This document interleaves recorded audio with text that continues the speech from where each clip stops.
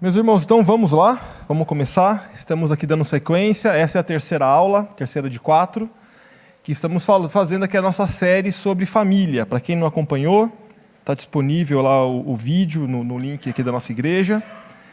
E sem falsa modéstia, recomendo porque é uma série, é uma sequência que foi preparado.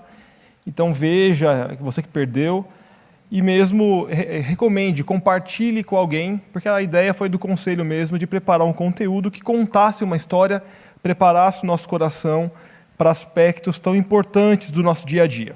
Então, o primeiro dia, na primeira aula, falamos dos aspectos cristãos do casamento. Na aula passada, eu falei da resolução de conflitos no lar, definimos ali o que é conflito, né, como lidar com eles. E recapitulando, né, alguns pontos principais da aula passada. Não devemos culpar os outros ou as circunstâncias como os culpados dos conflitos.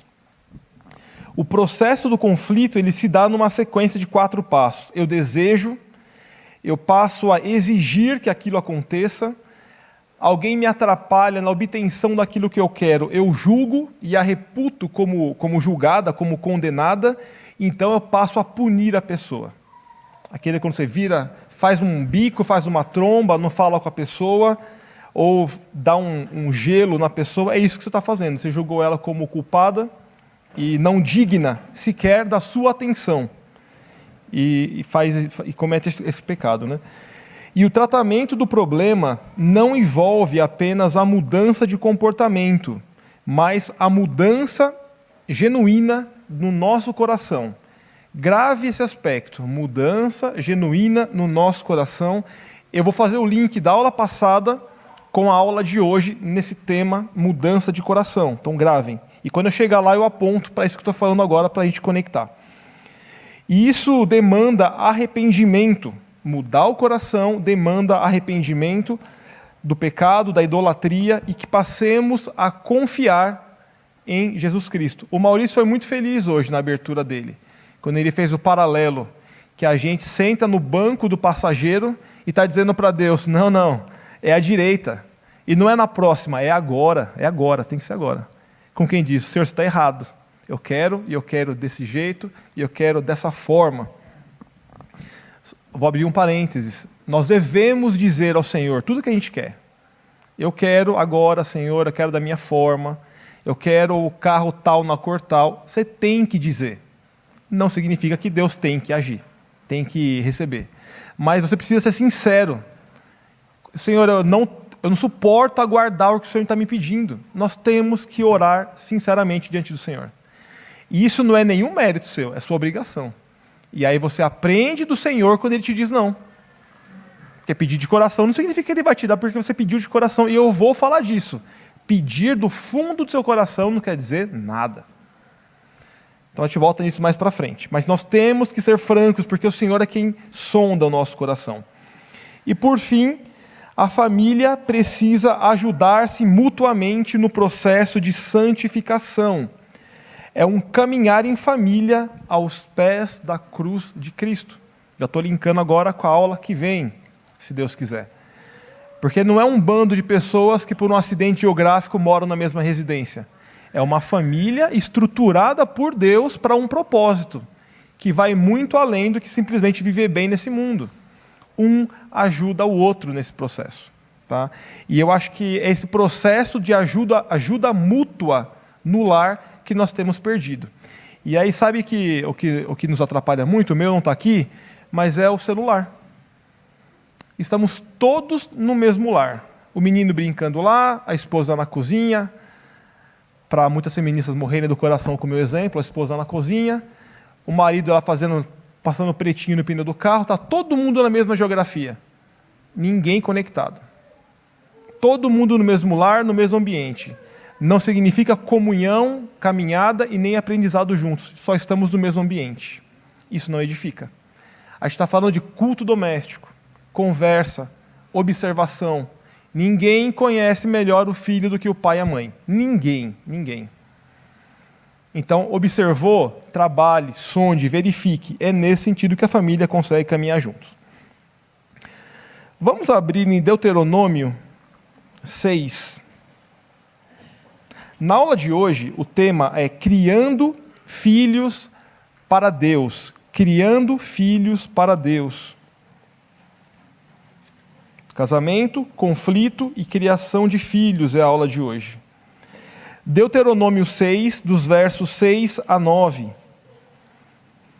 Eu vou ler, diz assim: Estas palavras que hoje te ordeno estarão no teu coração. Tu as inculcarás a teus filhos, e delas falarás assentado em tua casa e andando pelo caminho, e ao deitar-se e ao levantar-te. Também as atarás como sinal na tua mão, e te serão por frontal entre os olhos. E as escreverás nos umbrais de tua casa e nas tuas portas. Esse texto é muito conhecido nosso, mas ele nunca se torna velho. Na verdade, ele mostra para a gente o quanto a gente não pratica o que ele diz para a gente praticar. É a ideia da palavra do Senhor está sempre sendo lida, apresentada, conversada dentro do lar. Esse é o sentido de escrever no umbral. Você passa e vê, alguma coisa te lembra. Aquilo está sempre na nossa memória. E esse estudo vale aqui algumas notinhas de rodapé antes da gente começar. Eu não vou falar aqui do que precisa ser feito em detalhes no dia a dia para o filho, a filha serem criados. Não é isso, não é o propósito. Aqui o propósito da aula, eu já dei uma aula, fica aqui, né, como o pessoal costuma fazer, né, clica aqui no link na descrição, né, estou brincando. Tem uma aula que eu dei lá em março que falava um pouco mais da criação em detalhes. Então, o meu foco não é repetir o que eu já falei há 3, 4 meses atrás. Mas aqui é tratar o coração do pai e da mãe quando educa o filho. Entendeu o que é diferente? É um outro ângulo. Lá foi como trabalhar um pouco mais em desdobramento. Aqui é o que eu tenho que almejar e desejar enquanto faço aquele trabalho de criação. Esse é o intuito aqui. Outra notinha de rodapé que eu acho muito importante. Aqui, o conteúdo preparado, eu vou tecer críticas a padrões de família que hoje decidem por não ter filhos. Mas eu não posso ser e nem parecer insensível a famílias, a casais que não podem ter filhos. Alguns não podem em definitivo, outros não podem de maneira temporária por alguma razão de saúde. Então, eu entendo isso. E a crítica feita aqui não é para vocês. Então, muito tranquilo, aponto isso para a gente também não, na ânsia de fazer o certo, bate o cotovelo e machuca alguém como efeito contrário, que não é o objetivo nosso aqui. Tá bom? Então, vamos lá. Filhos são bênção ou filhos são problemas em nossas vidas? Mas nós temos tratado como problema. Quer ver frases que nós soltamos? Elas são genuínas, não estou atacando cegamente, mas o nosso coração está por trás e às vezes te repete sem perceber o que está dizendo. Está grávido? Dorme, aproveita para dormir que você não vai dormir mais. Eu tenho 3 filhos. Se eu perdi 3 noites de sono, em 3 filhos foi muito. Eu nunca perdi mais que 3 noites de sono. Graças a Deus, essa é a minha história. Outros talvez nunca dormiram em 3 anos, mas eu não posso ser ingrato diante de Deus. Então tem histórias ruins, e tem histórias boas. E não é porque eu dormia que nem uma pedra, não. Eu acordava. E voltava e dormia de novo, e acordava com sono para trabalhar, mas tranquilo para mim. Mas o ponto é assim, filho é problema? Pensa. Agora, dinheiro já era, cara. Tinha que comprar, não dá mais. É outra verdade? É outra verdade. O recurso ele é limitado. Tempo e dinheiro é limitado. Só vou ter filho depois que fizer um monte de viagem. Quero fazer, vou viajar. Eu viajei, graças a Deus, de novo. Não sou padrão, estou contando a minha história. Você não tem os testemunhos? Estou dando o meu aqui. Eu viajei para a África do Sul com a Sara com 3 anos e o Léo com 9 meses ou 1 ano. Fui. Vocês nunca me viram deixar de viajar por causa de filho, só porque no dinheiro não dava. Aí eu volto no dinheiro. Passei a viajar mais de carro. Então, no carro, onde vai 1, vai 5, pelo mesmo custo de indo de carro. Airbnb facilita a vida, mais barato do que um resort. Você vai para Bertioga ao invés de ir para outro lugar mais caro, mas dá para fazer muita coisa. Mas o mundo vai colocando um padrão que, para ser feliz, eu tenho que ter e tenho que fazer. Quanto mais gente, mais custa. Samuel está vivendo agora, eu acho que uma fase boa na vida. Os filhos todos trabalham. Cada um se banca.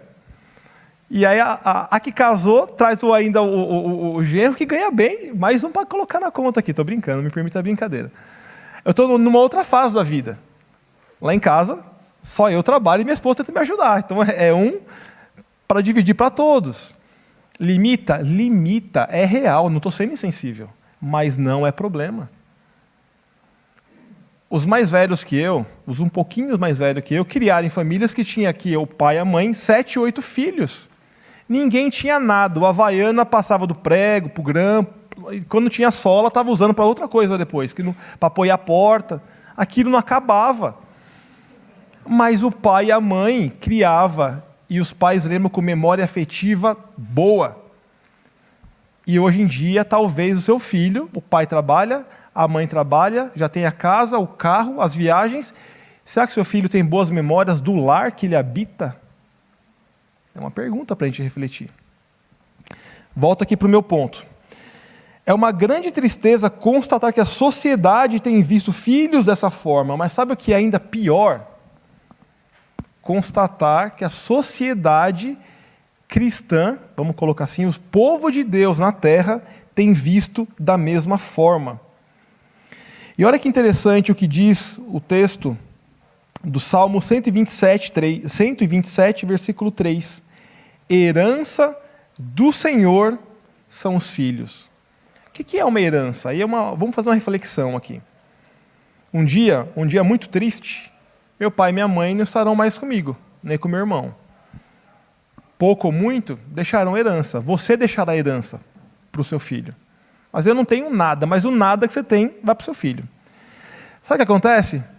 Vou falar de novo, eu falo da minha família porque eu posso machucar e a gente se resolve em casa, né? Se eu pegar a herança que eu ganhar do meu pai e da minha mãe e tostar, eu e meu irmão, como filho pródigo, sabe o que meu pai e minha mãe vão dizer? O que eles vão dizer, Dutti? Eles não vão dizer nada porque eles vão estar mortos. Eles não vão dizer nada. Eu vou tostar, eu vou queimar. Olha que interessante, herança humana é recebido no ambiente que quem deu morreu. Os filhos são o quê? Deus está morto? Nome de filme isso, Deus não está morto.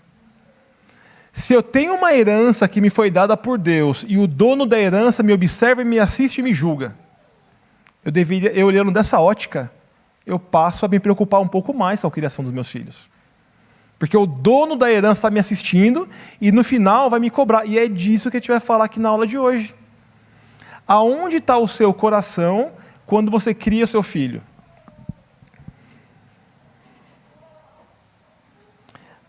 E a criação de filhos, ela envolve, primeiro tema, privilégio e responsabilidade.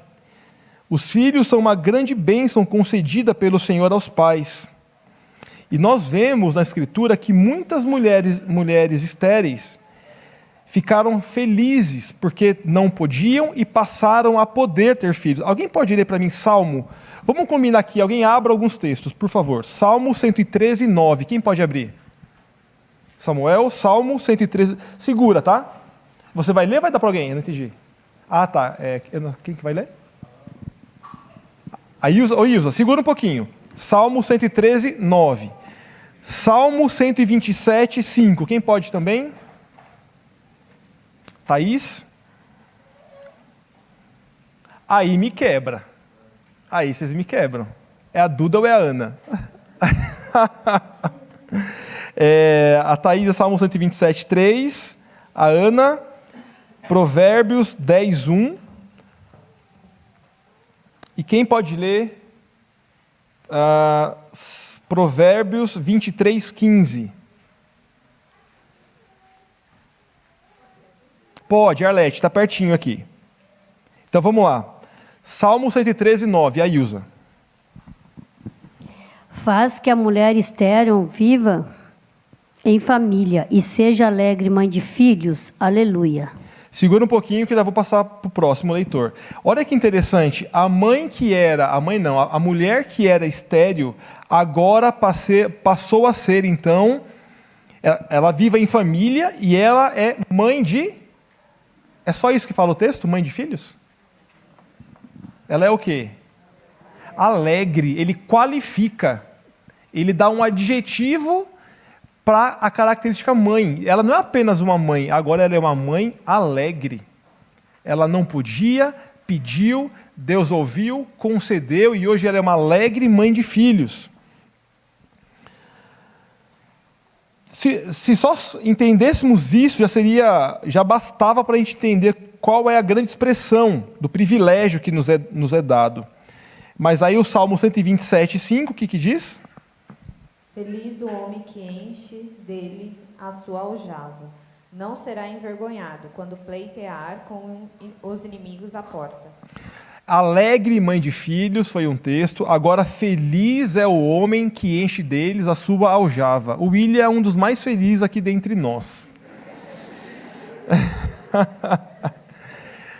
Irmãos, fala a verdade, a gente não acredita muito nisso. Vamos ser francos, cá entre nós aqui, olho no olho. A gente não acredita muito nisso. Qual é a prova que a gente não acredita muito nisso? Deus te pega pela mão e fala assim: feliz é quem enche a casa de filhos. Aí eu falo assim: obrigado, Deus, hoje não, passa amanhã, não é para mim não. Isso aqui é... Se eu falo assim, ó, feliz o homem que enche a sua conta de muito dinheiro. E o que eu faço para encher a minha conta de dinheiro? Faz isso aqui, que você vai ter sua conta cheia de dinheiro. Você na hora vai fazer, na hora. Você sabe bem o que tem que fazer para ter filho, né? Aí você vai lá, é fazer. Compete ao Senhor concretizar o ato e permitir que filhos sejam gerados. E a gente vai falar assim, não. E usa algum método de interromper este processo. Não. Eu entendo que, de novo, não estou sendo insensível ou aqui simplório. Por que você só tem 3, não tem 8?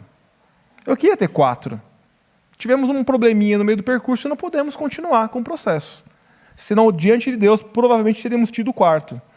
Mas é a minha percepção. E veja que 4, perto dos antigos que tinham 8, 9, 12, mostra que ainda a gente, pregando essas verdades no nosso coração, não é como era. Né? Então, não estou aqui sendo, né, o porta-voz sim, mas não também o exemplo da vida santa. O exemplo não sou eu, o exemplo é a palavra do Senhor.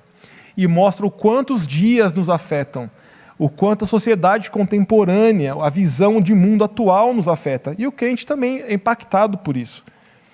Por isso, se um dia você ouvir seu filho falar assim, eu quero ter... Essa conversa acontece lá em casa. Eu quero ter 5 filhos. Quero ter tantos filhos. Incentive isso. É a semente santa de Deus na terra. Tira a semente santa, erva daninha cresce. Nós estamos fazendo isso. A gente está deixando de povoar a terra com semente santa. E quer sair pregando o evangelho mundo afora. Para quem? Nossas famílias não estão pregando o evangelho. O outro texto, Provérbios 10:1. Provérbios de Salomão. O filho sábio alegra com seu pai, mas o filho sensato é a tristeza de sua mãe. Quem alegra a sua mãe, Ana? O filho o quê? O filho sábio. O filho sábio alegra a sua mãe. E então isso mostra para a gente que a alegria em ter filhos passa pelo processo de ter filhos obediente. Está vendo o trabalho do pai e da mãe, o lapidar, que ele é inerente ao processo de ter? Deus deu. Quem prepara? O pai e a mãe. Não é só depositar na conta da alegria e agora usufruir porque Deus já deu. Tem um labor por trás. Tem um labor por trás. Não vou entrar no assunto, só vou levantar o questionamento. Com o pai e a mãe trabalhando 10 a 12 horas por dia, quem está cuidando do seu filho? Quem está cuidando do seu filho? Meu pai, minha mãe me ajudam nesse processo, o vô, a tio, a tia, a creche, a escola, o que for. Deus chamou o pai e a mãe para cuidar do filho. Não sou eu, não fique bravo comigo, fique bravo com Deus se discordar dessa verdade. Se Ele deu para que você e eu trabalhássemos no preparo do filho. O outro texto, Provérbio 23:15.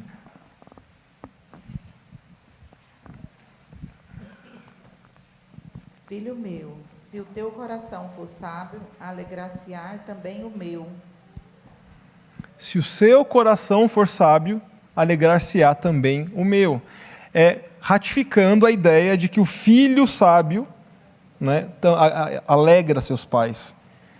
Daí vem a questão, né, a responsabilidade que acompanha o privilégio. Educar o filho para que seja sábio. Deus concede filhos e espera que os pais os treinem. E é isso que nós lemos lá em Deuteronômio. Temos que inculcar nos filhos. Falar para eles enquanto estiver sentado, andando, caminhando. A qualquer momento é essa a ideia. Os pais são a autoridade constituída por Deus na vida dos filhos para ensinar-lhes o caminho do Senhor. Filhos são discípulos. Aí eu vou ler aqui um trecho de um livro de um autor chamado Lou Priolo, ele é um presbítero. Diz assim: você já parou para se perguntar o que pretende realizar como pai? Qual é exatamente o seu objetivo?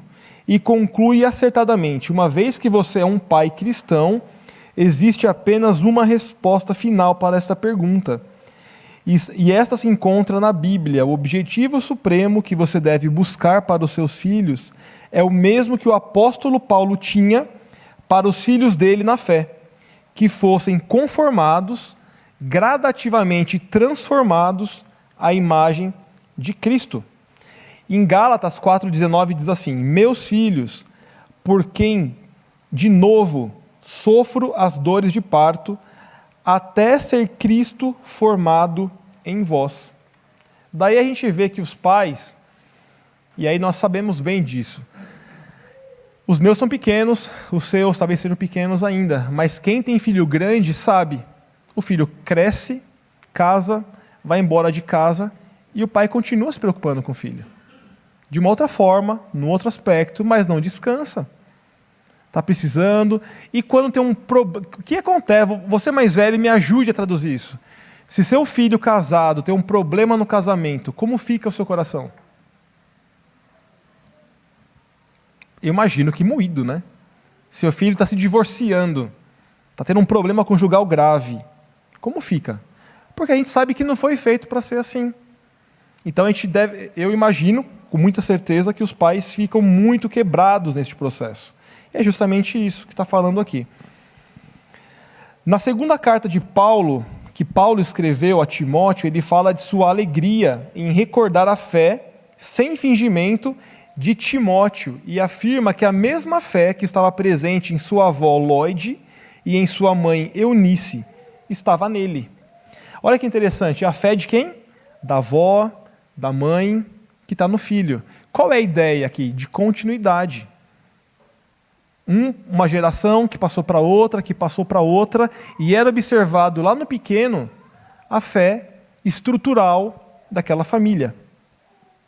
E era interessante isso, que mais à frente Timóteo ordena a permanecer no que tinha aprendido, mencionando que desde a infância ele sabia as sagradas letras, que tornam o homem sábio para a salvação. Está em 2 Timóteo 3,15. Então as palavras que ele aprendeu enquanto adolescente foram as palavras que ele aprendeu no catecúmenos, a igreja que ele frequentava? Não, foram as palavras que ele aprendeu lá na infância e continuou no coração dele até a sua velhice. E é importante notar que no trabalho de educação dos filhos, o Senhor não chama os pais para ensinar qualquer coisa, mas inculcar nos filhos as palavras que Ele mesmo ordenou. Isso está lá em Deuteronômio 6,6. O que a gente faz hoje com a agenda dos filhos? Até quem não é pai nota, enxerga, vê, porque é social, é uma estrutura comum, e ela é boa, ela não é ruim. O problema aí é a ideia do remédio e do veneno, é a dose. Procurar uma boa escola para o filho é uma tarefa correta? Claro que é. Você não vai colocar em qualquer lugar. Colocar o futebol na agenda é correto? Natação. Aí, Douglas, aula de música. Saudade das aulas de música do Douglas. Arte marcial é correto? Correto. Aula de inglês. É comum, né? Falar aula de inglês na escola, aula de inglês à tarde. Levar na EBD no domingo. Todo domingo tá levando... Tudo isso é certo. Não estou tecendo crítica a nada disso. Só estou colocando um questionamento. Estuda de manhã. Tem escolas que é só de manhã, tem escola que é só à tarde, tem escolas que já pega período integral, e aí o pai coloca depois, o pai e a mãe, né? Coloca lá o futebol, a natação, o inglês, a arte marcial, a música, o piano, né? Enche a agenda, o menino fica estressado no final do dia. Aí ele acordou 6 da manhã para ir para a escola. Um dia cansado. A EBF, vocês viram aqui, ó, as crianças pulam, se alegram, vão embora moídas, não chegam nem em casa acordadas, muitas delas. Porque, para elas, é muito dreno de energia. Esse dreno acontece também nessa agenda lotada. Aí o pai para em casa, 9h30 da noite, e fala assim, todo machão, né? Vamos agora fazer o culto doméstico. Aham, vai. Aí no final ele fala amém sozinho, né? Tá até a mãe dormindo já. Ficou um leve, tá parecendo um Uber mãe, né? Leve, levando o filho e buscando o dia inteiro. Quem aguenta isso? Aí no final, vão ser ótimos profissionais, né, em suas áreas de atuação, vão ganhar dinheiro, e eu vou sempre falar disso. Perguntinha que vocês me ouviram falar aqui muitas vezes. Qual geração tem mais dinheiro? Essa ou as anteriores? Vocês não sabem. Quem não tem carro, que é o correto de perguntar? Porque a maior parte costuma ter carro. Quem tem 2 carros? Quem tem celular? Quem tem computador? Aí vou pontuando materialmente que é uma medida. É uma medida. Qual geração tem mais dinheiro? Essa, não tenha dúvida. Qual geração é a mais fútil? A mais oca? Que os meus olhos enxergam, pelo menos. Essa. Que ninguém respeita pai e mãe mais. É essa também. Vamos lá. Tópico 2. Gente, pode falar caso queiram falar alguma coisa. Tópico 2. Considere a suficiência das Escrituras. Quando o assunto é criação de filhos, muitas são as vozes que se apresentam. Isso aqui é bem interessante. Para explicar como é ser bem-sucedido. Camila está grávida. Já deve ter ouvido, se não, você me fala, Eduardo, não. Mas comigo é assim, porque na minha época, aí você conta uma experiência. O que funciona é tal coisa. Tudo isso é bom, ajuda a mãe nova a aprender algumas coisas. Mas o que vai te ensinar, Camila e outras mães, a cumprirem o papel é a palavra de Deus. A minha experiência, 3 noites, 5 noites no máximo sem dormir, é a minha experiência. E se eu tivesse um outro filho, talvez mudaria tudo, porque é só uma experiência. Não tem autoridade nenhuma. E sabe o que geralmente os vós e vós mais velhos fazem? Pegam a sua autoridade e com aquela sabedoria dos cabelos brancos, apresenta aquilo como verdade absoluta. É só a sua experiência. O que é verdade inquestionável vem da Bíblia. E muitas vezes o pai e a mãe vão usar a Bíblia e o vô fala, você está exagerando. O mesmo vô que fez a mesma coisa com você quando você era jovem. Só que ele esquece, ele amolece. Você citou até um filósofo na aula passada. Foi. Rousseau. Então, e que tem outro que é John Locke, ele vai dizer que a criança é uma tábula rasa, nós somos uma tábula rasa, ou seja... Vou chegar lá, não adianta não, Desculpa. Não, tá ótimo. Sabia. Muito oportuno. Aí, e que ele nasce sem nada, mas isso não é verdade, ele nasce pecador e o trabalho é dobrado, porque um é inculcar a palavra e o outro é tirar a estrutice. Perfeito. As duas coisas, elas andam juntas. Não é só plantar grama, é tirar a erva daninha e plantar grama. Esse é o movimento. Agora sim, eu estou colocando aqui para a gente brincar. É uma dança, tá? Vô e vó, continue falando. Comigo foi bom, Comigo funcionou. Não estou dizendo que não pode ser dito. Que isso? Não pode. Tem que ser feito. Tem que ser dito. Então é uma dança. O vô e a avó apresentam. Comigo foi assim que funcionou. O filho e o genro, ou a nora, vão ouvir e vão dançar junto. Ah, mas comigo é um pouco diferente, porque a nossa realidade... Isso vai puxando, e as coisas vão alinhando o prumo. Entende? O que não pode, muitas vezes, o vô e a avó marcam um passo e fica o quê? De biquinho. Não falam mais, não ouve. Lembra que eu falei?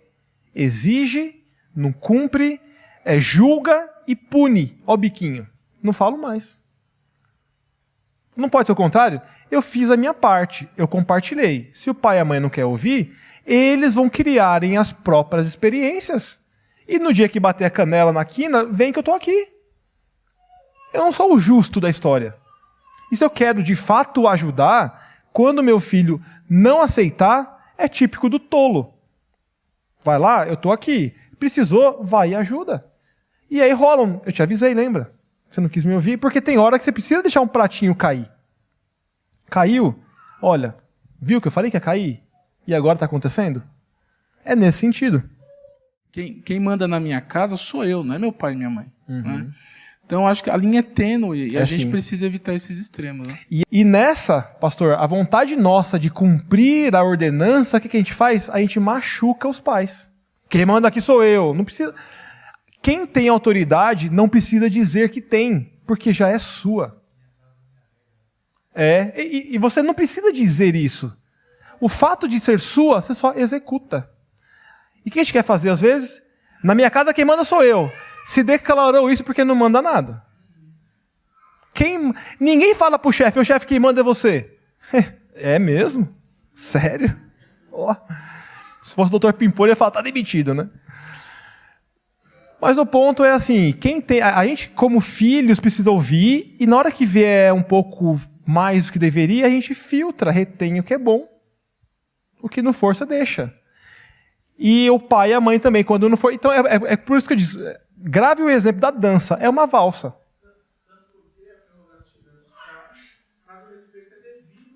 Continua, o filho tem que honrar até quando acha que não precisa, né?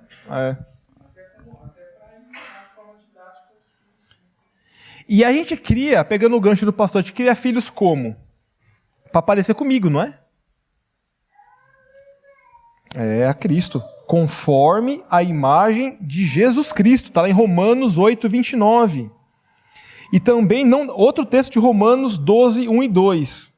Não podemos, né, o texto nos conformar com este século. E tem um outro texto que está lá em Colossenses 2,8. Cuidado para que ninguém vos venha enredar com a sua filosofia e vãs sutilezas, e não conforme Cristo. Nos dias de hoje tem muito especialista, né? Todo mundo agora é especialista. Estou falando aqui sem pensar em ninguém, tá? O filho nem nasceu, a mãe já tem um blog. Como criar filhos. Eu acho muita prepotência. Acabou de virar mãe, Camila agora sabe tudo de filhos. A Arlete criou, mas não tem blog, né? A Arlete foi lá, criou os dela, mudou-se para cá, para lá, fez um monte de coisa na vida e criou as filhas. Mas quem manja é a Camila. Você não disse isso, Camila, só pegando como exemplo aqui. Então, aí é onde a gente, tentando acertar, mete o pé pelas mãos e magoa quem está perto de nós, que também a gente tem que tomar cuidado com isso. E tem uma consideração que nós temos que fazer. Eu vou sintetizar aqui. Nos dias de hoje, eu disse que tem muito especialista. E a gente dá rótulo para muita coisa. Exemplos assim, leves e bobos. Na minha época, do Mauro, do Douglas, aqui, que são os jovens, mas não tão jovens, era zoeira. Na escola tinha muita zoeira. Hoje não, hoje é bullying. E aí, você pega... O meu filho, Léo, não é igual a Sara. Vocês sabem disso. Vocês convivem com eles aqui. Que não são igual... Os dois não são iguais a Esther. Cada um tem o seu ritmo. Talvez se eu levasse o meu filho no médico, ele fosse classificado como alguém que tem déficit de atenção. Talvez se eu levasse a minha filha, TDAH. Viu a diferença? Mesmo lar, um lá, Nárnia, e a outra dando nó no pingo d'água. São os especialistas dos dias atuais. Se seu filho vomitar... Agora você fala, o que tem a ver uma coisa com a outra? Vamos lá. Se seu filho está doente, comeu alguma coisa estragada e vomita no chão da sala, você vai disciplinar ele porque ele vomitou no chão da sala? Por quê? Ele está o quê? Quem tem doente não tem culpa do que faz. Entenderam o que eu quis dizer ou não? Se meu filho tem déficit de atenção, a culpa não é dele. Ele está o quê? Se ele tem qualquer outra mazela que você queira que te venha à cabeça aí, que o médico disse que ele não tem culpa. E se ele não tem culpa, eu não tenho o que fazer. O médico disse. Aquele médico que nem filho tem. Esse é o problema. Os rótulos não deviam nos interessar tanto. Claro, tem um limite que aí sim, tem alguma coisa estranha com ele. Quem me disse isso? Eu percebi que dia após dia eu estou com ele, eu noto é diferente, tem alguma coisa. Aí é o outro lado, outra palavrinha da moda, o negacionismo. Não negue o que seus olhos estão te mostrando. Mas eu estou do lado de cada fala. Você leva, o médico diz que, agora não vou mais aplicar aquilo que eu escuto lá na igreja porque ele não tem culpa. Ele é inimputável porque ele não tem culpa. Mas engraçado que ele aprende tanta coisa que não deve. Mas o grande ponto que eu quero deixar para vocês aqui é assim, o problema de rotular é que eu estou colocando uma justificativa para não ensinar. Eu vou tocar um pouco nesse ponto que fala do excesso, porque que acontece? Uma trepadeira, quando tem um raminho fininho, você vira ele ali um araminho, já endireita. Depois que vira um tronco, você tem que meter a motosserra nele. Timóteo diz que a palavra é útil para o ensino, para a repreensão, para a correção e para a educação na justiça, a fim de que o homem de Deus seja perfeito. Quem aqui é perfeito? Como que a palavra de Deus me deixa perfeito? Contraditório, né? Sabia que a Bíblia era contraditória. Sabia, sempre soube. Não, não é. Uma tradução aqui é completo. Para que eu seja completo. Quer ver um exemplo? As faculdades de hoje, eu fiquei surpreso quando eu vi isso lá no passado, já nem sei como é que tá, porque eu não acompanho muito mais assim de perto. Mas eu lembro que há uns anos atrás, eu via uma propaganda de uma faculdade no rádio, que a partir do segundo ano de faculdade, o aluno já podia entrar no mestrado em paralelo. Aí ele fazia a graduação, já cursando mestrado em paralelo. O que eu quero chegar com isso? Ele se formava com o auge dos seus 24 anos, 25 anos de idade. Isso é tarde. Eu me formei com 22. Eu me formei com 21. Eu tive um registro na carteira como engenheiro com 21 anos de idade. Um mês depois eu fiz 22, mas foi com 21. O que eu quero dizer? No mundo acadêmico, você consegue. Você vai lá, corre. Agora a pergunta. Quando você vê alguém falar que é mestre, você imagina que ele tem bagagem, não é? Que bagagem ele tem? Ele nem executou nada. Ele mal saiu, já é graduado e mestrado no negócio. Se ele pegar mais 2, 3 anos, ele vira um doutor. Os doutorados assim, na área de teologia pastoral exige tempo de ministério. Então não importa que o sujeito tenha um mestrado, ele precisa ter um tempo comprovado dentro daquilo que você está dizendo. Acho que é coerente. Bagagem, né? Exatamente. E aí, enquanto eu lia isso aqui, e estava preparando para comentar com vocês aqui, eu fui fazer uma pesquisa. Índice de suicídio. Vocês sabiam que só faz aumentar o índice de suicídio? E sabe qual é o estado que mais tem suicídio no Brasil? São Paulo. A pesquisa que eu fiz, pelo menos lá, 2019, foi o maior índice de suicídio da história e o estado com maior divisão, São Paulo. Pergunta, qual é o estado mais rico? Ah, então não é lá no Acre que tem maior índice? Não é lá no Nordeste, que teoricamente, onde a gente escuta falar e vê, tem mais pobreza? Por que é aqui? De novo, gente, a célula mãe da sociedade está sendo desprezada, destruída, destroçada. E aí eu volto. Vou conectar sempre isso. Mais dinheiro, mais conforto, muito entretenimento e pouco conteúdo. O jovem, e aí eu amarro, o jovem é mestre, é vazio. E é esse mestre especialista que vai te receber como psicólogo, que vai ser o especialista que vai rotular o seu filho, que vai dopá-lo com remédio e que vai falar que ele não tem culpa. Só que ele vai querer ser homem e mulher, saudável porque são, em sua maioria. Ele vai se formar também e o ciclo ou da desvirtuoso, não virtuoso, continua se retroalimentando. E aí a geração futura vai ser pior do que a atual, que já é ruim. Culpa de quem? Vamos dar nome aos bois? Culpa minha. Que não eduquei bem meus filhos. Que casou com seu filho, que você também não educou bem ele, e aí a roda para o mal. Não, só a questão do perfeito, né, que você citou lá de Timóteo, e da completude, também a ideia de perfeito no sentido de cumprir com o propósito da existência. Ok, perfeito. Ele é eficaz, né? Ele tinha uma Exatamente. missão e cumpre com ela. Exato. Vamos ler Josué 1:8. Quem pode ler para mim? Não cesse de falar deste livro da lei. Antes medite nele dia e noite, para que tenhas cuidado de fazer segundo tudo quanto nele está escrito. Então farás prosperar o teu caminho e serás bem-sucedido. Qual é a ordem que tem nesse texto? Alguém pode me ajudar?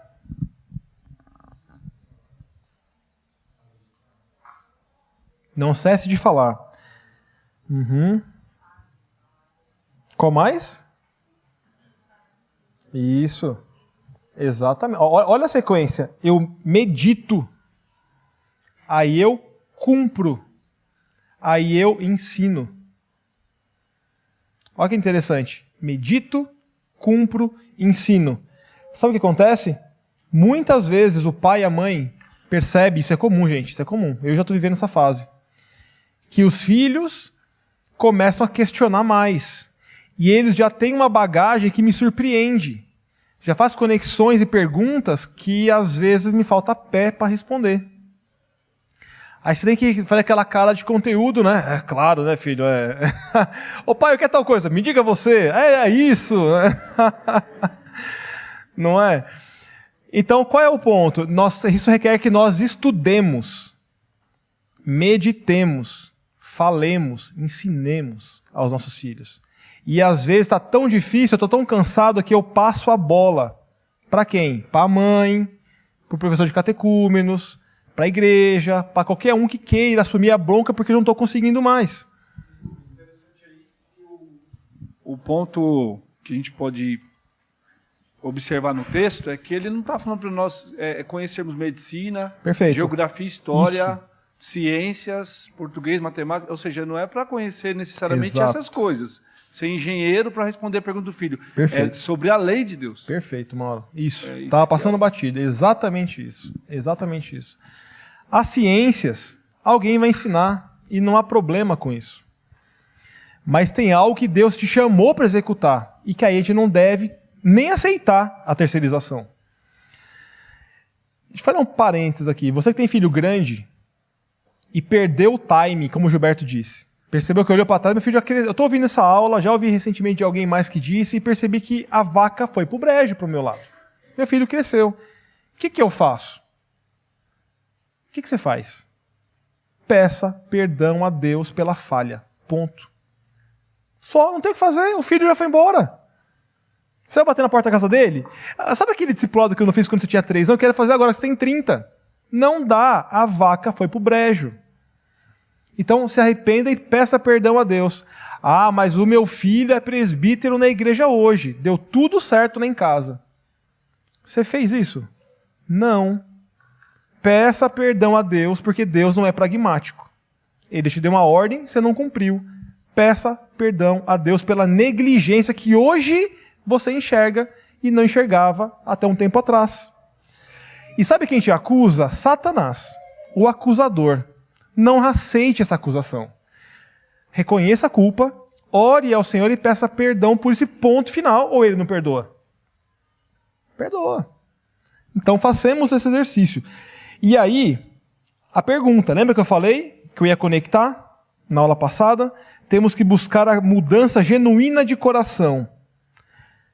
Quem é que pode promover a mudança genuína de coração e não apenas de comportamento? A palavra de Deus. Deus, através de sua palavra. É ela que toca na fonte dos pensamentos, sentimentos, e aí então floresce no comportamento. Muda a motivação do que eu faço, o que eu faço. Não, vai lá, pode falar, Maura. Desculpa. Não, tranquilo. Um ponto que você comentou de pedir perdão a Deus, isso é fundamental. Agora, então isso deve ser estendido também ao pedido de perdão ao próprio filho. O pai precisa reconhecer o ensinamento que ele não deu, ele desprezou a Deus e ao filho, a sua responsabilidade, ou ele terceirizou, mas ele precisa chamar o filho, porque a estutícia do coração da criança não foi tratada, então ele precisa chamar o filho e pedir perdão também, se ele quiser começar a resgatar o filho. É verdade. É um ponto. Ele admitiu o seu Ele confessa, deixa e resolve o que tem para resolver também no âmbito humano, né? E aí, se você hoje é um avô e percebeu isso, sabe o que você faz? Resolva ajudando na criação do seu neto. Bíblica do seu neto. E aí, ajudando seu filho, de uma maneira dócil e completa. Olha, seu filho, eu percebi tal coisa, caminha por aqui. Aí o pai continua. Minha mãe e meu pai sempre continuarão sendo minha mãe e meu pai. Sem tirar a responsabilidade. É no modo de recomendação, sugestão, observação, não atropelando, mas não sendo negligente. É bom ponto, Cícero. Terceiro ponto, considere a corrupção do coração. A Bíblia nos ensina que o coração é o centro do controle humano. E é em virtude disso que o livro de Provérbios nos ensina a guardar, sobretudo, o coração, porque dele provém ou procedem as fontes da vida. Provérbios 4, 23. É por isso também que o Senhor Jesus, confrontando o fariseu, afirmou que a boca fala do que está cheio o coração. E ensinando os discípulos, disse que o coração é de onde procedem os maus desígnios. E ensinou ainda que quem governa o coração governa o homem. Mateus 6, 21. E tanto o pai quanto o filho são guiados pelos seus próprios corações. Por isso que a transformação acontece no coração primeiro. Daí um comentário que eu fiz na introdução.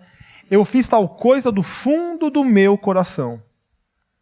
Se o que você fez é correto, e seu coração está pegado no Senhor, aquele pedido do fundo do coração pode ser justo. Mas se eu estiver equivocado e faço alguma coisa do fundo do meu coração, eu vou estar do fundo do meu coração equivocado. Então não adianta comprar uma chuteira para a Carol do fundo do meu coração. Não vai agradá-la. Não vai. Mas eu peguei o único dinheiro que eu tinha e comprei a melhor chuteira 41 para minha esposa. Não tem valor, não adianta, não há propósito. Então não adianta ser somente do fundo do coração. Ok, vamos lá. Não foi o desejo de ser como Deus que levou Eva a comer do fruto proibido? Não é o medo de desagradar as pessoas que leva muita gente a mentir? Ligo para o Roberto, 3h30 da manhã, de segunda para terça. Ô Roberto, tudo bem? Hã? Oi? Hã? Tá dormindo, Roberto? Não, tava aqui vendo um filme. Gente, tô te atrapalhando, Roberto? Não tá não. Irmão, eu tava dormindo. Te acordei? Sim, você me acordou. Tá atrapalhando? Não, você me acordou, mas diga, pode dizer, não tem problema. Você nota que você não nega o fato. Tô te atrapalhando? Irmão, eu tava bem ocupado aqui agora. É urgente? É sim. Pode falar? Posso, claro que eu posso. Sim, eu estou te atrapalhando. Mas isso não é um problema, porque é urgente. Você vê que uma verdade não exclui a outra? Posso ir na sua casa? Cara, não vem hoje não. Estou meio enrolado. Pode ser amanhã? Aí amanhã o Douglas me liga. Eduardo, posso ir na sua casa? Pode. E aí ele vai ter certeza de que ele não está me incomodando. Porque quando ele não podia, eu disse que não podia. Seria tão mais simples. Arlete, me perdoa. Eu briguei com a Arlete. Magoei ela. Ô, Arlete, me perdoa. Não, Eduardo, de quê? De quê? Eu tava chorando lá que magoei ela. Não, tá tudo bem. Irmã, me perdoa. Não, não precisa nem falar. Tá tudo certo. Irmã, me perdoa. Eduardo, perdão pelo quê? Perdão porque eu fui grosso com você. Eduardo, eu te perdoo. Mas você tem que vigiar. Você não pode fazer assim. Você magoou a Thaís, magoou a Camila outro dia, o Felipe até queria ir lá brigar com você. Você faz isso com todo mundo, não faça isso. Ah, você está brigando comigo, você não vai me perdoar, Arlete? Eduardo, note, eu te perdoo. Mas estou trazendo uma palavra, mude. Não faça mais assim. A conversa, ela acontece, a gente resolve, e a gente sai dali resolvido. Agora, vamos lá, gente, em casa aqui, né? Isso é típico de mineiro.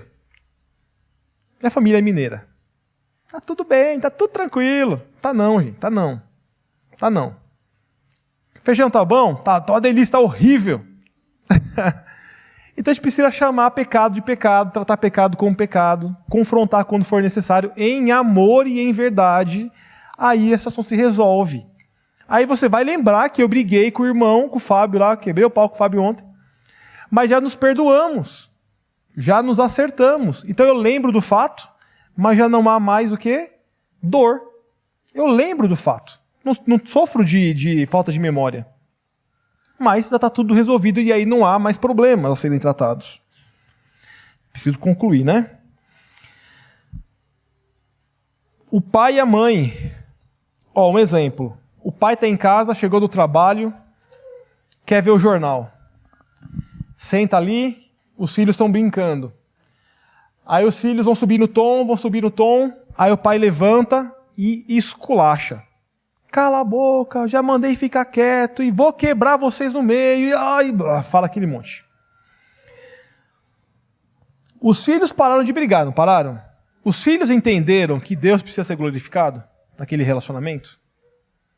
Os filhos entenderam que eles precisam honrar o pai e a mãe? Não. A repreensão do pai foi justa? Aquela ira do pai foi justa? Não, não foi.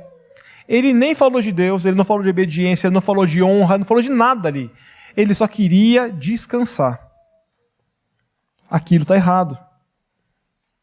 O pai e a mãe descobrem que a filha estava tendo um namoro escondido. O que o pai pensa? Puxa vida. Agora, nossa autoridade foi manchada. O que vão pensar da gente na igreja? Vai parecer que a gente não toma conta dos nossos filhos. A preocupação devia ser assim, está namorando escondido? Isso é mentira diante de Deus. Isso é desonra do pai e da mãe. Filha, filho, vocês não estão agradando a Deus. Mas o que vem primeiro? Geralmente, né? Lá na outra igreja não nessa. O que vem primeiro? A mancha, vai manchar o nome da família. O filho e a filha, o pai e a mãe, o membro da família vai ser disciplinado. O que vão pensar da nossa família? Agora, a pergunta devia ser, o que eles estão fazendo e pecando diante de Deus? Aí, eu não vou dizer para vocês... um outro comentário antes. Tinha vou caminhar, vou concluir em breve. Tinha uma apresentadora de TV que colocava um método muito... Daqui a pouco eu adjetivo esse método. O filho era uma peste. Aí ela falou assim, olha, obedece que você vai ganhar um docinho aqui. Ó. Aí a filha virou um anjo, de repente. Porque toda vez que ela obedece, ela ganha uma recompensa. Ela aprendeu que ela precisa obedecer o pai e a mãe? Ela aprendeu que ela precisa honrar o pai e a mãe? Ela aprendeu que ela precisa honrar as autoridades? Ela aprendeu o quê? Que ela precisa a fazer alguma coisa comportamentalmente para receber um benefício em favor daquilo. Ou seja, ela vai sair muito mais egoísta do que ela já era. Sabe o que é isso? É eu usar um método não bíblico para resolver um problema real. Então, o uso de métodos não bíblicos não sondará o coração, não vai tirar a estultícia do coração, que é mal, vai ainda colocar outros pecados por trás.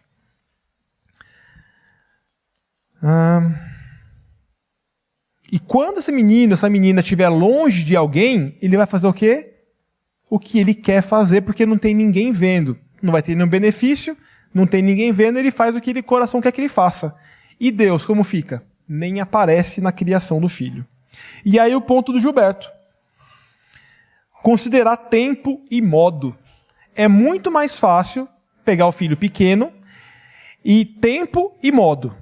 É a hora de fazer e é como fazer. Com o filho pequeno, não pode, vem aqui, é mais ordem, ele vem no colo, ele te obedece, o filho pequeno não tem agenda própria, é a sua agenda, é o seu horário. Você manda, ele obedece. É para ouvir, ele ouve. O filho cresce, ele já passa a ter agenda, argumentação, opinião. Aí o pai quer usar o mesmo método com o menino, com o adulto, com o jovem. Não vai funcionar. Não vai funcionar. Aí quando o filho começa a argumentar com o pai, o que geralmente o pai mais do que a mãe? O que o pai faz? Tira a cinta, dá-lhe umas lambadas no marmanjão de 14, 16 anos, que agora está fumando, bebendo, falando besteira, fazendo o que não pode. Aqui em casa quem manda sou eu. Quebra o menino no meio, a mãe tem que pular no meio daquele circo, a mãe quase apanha junto, a família quebra no meio, usando a força de maneira demasiada, fora de tempo, fora de hora, tentando redimir-se do tempo que perdeu, dá tudo errado. Então começar na hora certa, no modo... E sabe qual é o ideal? O autor aqui apresenta, eu nem mencionei, tem um livro bom que eu usei também nessa aula, é Pastoreando o Coração da Criança, de Ted Tripp, fica aqui a indicação. No começo, é muita palavra, disciplina, repreensão. O tempo vai passando, ele vai aprendendo isso. Sabe o que deixa de existir? Disciplina. Repreensão diminui, passa a ter mais conversa, até o ponto que ele frutifica, está preparado, ganha um mundão, como se diz, casa e vai embora, missão cumprida. Percebeu que tem uma transição? Trato criança como criança, jovem como jovem, adulto está pronto. O que nossa sociedade faz? Infantiliza a criança, trata ela como retardado, para falar português claro, simplifica tudo como pode, porque ele não é capaz de entender, acha que ele não pode memorizar, acha que ele não entende, e depois que cresce, quer que ele memorize, quer que ele entenda, quer que ele dê razão de uma fé que ele não aprendeu dentro de casa. Quem cresceu memorizando o versículo bíblico? Quem cria os filhos hoje mandando memorizar o versículo bíblico? Decoreba faz mal, não faz? Memoriza versículo, é bom. Decoreba faz mal? Não estou entendendo. Ou decoreba faz mal, ou decoreba faz bem. Você não pode chamar o que convém de memorização e o que você quer brigar de decoreba. Você decora o versículo. O menino de 4 anos, a filha da Bia, como que ela chama? Julinha, vinha aqui com o Tiago e falava um texto inteiro. Ela entendia tudo, Gilberto? Claro que não. Ela memorizou tudo, Gilberto? Memorizou tudo. No dia que ela estiver diante de um conflito, aquilo vai vir na cacholinha dela. E ela vai conseguir aplicar. Porque estava na biblioteca do coração dela. E uma hora que ela tiver discernimento, ela vai sacar aquilo e vai aprender aquilo. Agora, querer que ela busque conteúdo numa prateleira vazia, quando ela tiver 18 anos, 15 anos, não vai conseguir. E fechando aqui, tinha mais coisas, mas eu vou fechar. Menção rápida. Eu não vou dizer para você disciplinar o seu filho. Não faria isso. Mas queria ler só 3... Não vou ler não. Eu vou ler o texto aqui para vocês. Provérbios 22:15. A estultícia está ligada ao coração da criança, mas a vara da disciplina a afastará dela. Provérbios 13:24. O que retém a vara aborrece a seu filho, mas o que o ama, cedo o disciplina. Provérbios 23:13 e 14. Não retires a criança a disciplina, pois Se a fustigares com a vara, não morrerá. Tu a fustigarás com a vara e livrarás sua alma do inferno. Eu não estou dizendo para você disciplinar seu filho. O livro base de nossa fé tem para você uma lição. Você escolhe obedecer ao Senhor ou não. Você escolhe colher as promessas de Deus ou não. E o que o Mauro disse no começo. Seu filho não é uma tábula rasa. Ele não nasce neutro. Ele nasce mal. E nós temos que tirar a erva daninha e colocar a grama boa. Então é tirar e preencher. Sabe o método construtivismo, que você acha super legal, que tem lá na escola do seu filho? Esse método construtivismo parte do pressuposto que seu filho é moralmente neutro. Se ele é neutro, eu blindo ele numa bolha, logo está tudo certo. Porque ele é neutro, o mal não entra, ele não peca. Agora, se eu chamar que ele é pecador, eu vou tirar do coração dele o pecado, porque ele por si só é mau. Minha filha linda é má. Meu filho lindinho é mau. Estou falando dos meus. Os meus filhos são maus. E eu tenho que, dia após dia, tirar do coração deles a estultícia. Porque senão, eles são capazes de me matar um dia. Você duvida? Você duvida? Deixa ele ter acesso ao entorpecente para você ver. Deixa ele não ter o que ele quer. Deus nos livre de tamanho castigo. E, finalizando, criar filhos é de fato uma grande bênção concedida pelo Senhor, privilégio acompanhado de responsabilidade. Seu filho é seu discípulo. Você não precisa montar uma igreja para discipular, você tem um filho em casa. Aprofunde-se nas Escrituras, não dê ouvidos à cultura secular. Busque ser fiel na tarefa de que o Senhor designou. Procure conhecer os motivos do seu coração e aprenda pela Escritura a descobrir as motivações para o comportamento, sentimento e pensamento do seu filho. Aplicação. Avalie o modo como você, pai e mãe, tem procedido na criação do seu filho. E se você tem deixado a Escritura de lado nesse processo, cuide para que a sua motivação ao educar o seu filho seja sempre formar nele o caráter de Cristo. Irmãos, missão arduamente difícil. Isso é para tirar um pouco do nosso comodismo. Mas que nós não nos desesperemos. A herança é do Senhor. Ele nos deu. Gostei muito do que o Douglas disse na oração. Senhor, nos municie. A munição é dele. O que vai ser usado para alcançar um alvo é o Senhor que nos dá. Que ele nos municie de ferramenta, de conteúdo na criação dos nossos filhos. Então dependamos mais do Senhor. A mensagem é boa, filho é bom. Não fiquemos desesperados, mas não levemos com leviandade o processo de criar nossos filhos. Eu queria orar rapidamente para a gente concluir isso. Senhor Deus, nós te pedimos perdão se tivermos falhados, porque temos falhado na criação de nossos filhos. Te pedimos ajuda nesta caminhada. Que o Senhor ajude as famílias cristãs, não só aqui nesta igreja, mas espalhada pela face da terra, a cumprir a responsabilidade de criar filhos. Que possamos fazer isso para a honra e glória do seu nome. E que o Senhor nos ajude a depender mais do Senhor. E como famílias, poderemos então colher os frutos que a sua palavra nos diz, nos promete. Ajude-nos, ó Deus, despeça-nos em paz. E traga-nos logo mais à noite para o culto noturno. É a oração que fazemos em nome de Jesus. Amém. Irmãos, o horário passou, não vou abrir aqui. Que Deus abençoe a todos. Tenham todos um ótimo dia. Até mais tarde, se Deus quiser.